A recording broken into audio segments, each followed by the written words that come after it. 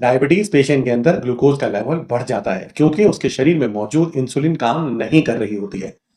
Insulin की कमी की वजह से या काम ना करने की वजह से आपकी बॉडी की सेल्स को एनर्जी नहीं मिल पाती।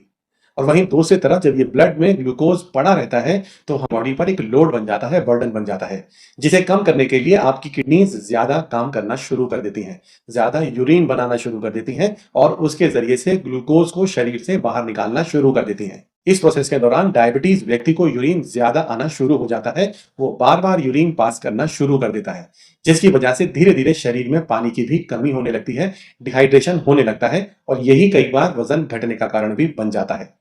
वहीं दूसरी तरफ जब इंसुलिन ठीक से काम नहीं कर रहा होता, बॉडी की सेल्स ग्लूकोज को इस्तेमाल नहीं कर पा रही होती हैं, ताकत की कमी महसूस होने लगती है, कमजोरी महसूस होने लगती है। ऐसे समय पर बॉडी को ब्रेन से मैसेज मिलता है कि आप स्टोर्ड फूड को इस्तेमाल करना शुरू कर दें, जिसकी वजह से आपकी बॉडी में मौजूद फैट सेल्स और मसल्स का ब्रेक डाउन होना शुरू हो जाता है ताकि शरीर की सेल्स उससे एनर्जी पा सके। ये बहुत फास्ट तरीके से होता है कई बार, और जिसकी वजह से आपकी बॉडी में मसल लॉस होना शुरू हो जाता है, फैट लॉस होना शुरू हो जाता है और अल्टीमेटली यही वजन घटने का और वेट लॉस का सबसे बड़ा कारण बन जाता है। और दोस्तों, कई बार देखा जाता है कि कुछ दवाइयां भी जो डायबिटीज पेशेंट को दी जाती हैं वो भी वजन घटने के पीछे जिम्मेदार होती हैं।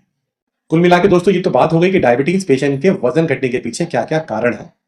साथ ही इसके सॉल्यूशन पर भी आपको ध्यान लगाना पड़ेगा। सबसे पहले तो आप लो कार्बोहाइड्रेट्स डाइट लें, अपने खाने के अंदर से जो भी कार्बोहाइड्रेट रिच फूड आइटम्स हैं उनको कम कर दें, बंद कर दें। और वहीं दूसरी तरफ आप ऐसा खाना शुरू करें जिसके अंदर प्रोटीन कंटेंट ज्यादा हो, हेल्दी फैट कंटेंट ज्यादा हो, और साथ ही ऐसा खाना जो हाई न्यूट्रिएंट वैल्यू कैरी करता हो, जिसके अंदर माइक्रो न्यूट्रिएंट भरपूर पड़े हुए हो, मौजूद हो।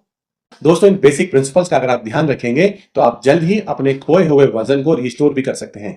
लेकिन मेन मकसद वजन को बढ़ाना नहीं होना चाहिए, मेन मकसद अपने शरीर के अंदर ताकत को वापस लाना होना चाहिए, इंसुलिन के फंक्शन को बेहतर करना होना चाहिए और बॉडी पे मौजूद ग्लूकोज के ओवरलोड को कम करने का होना चाहिए।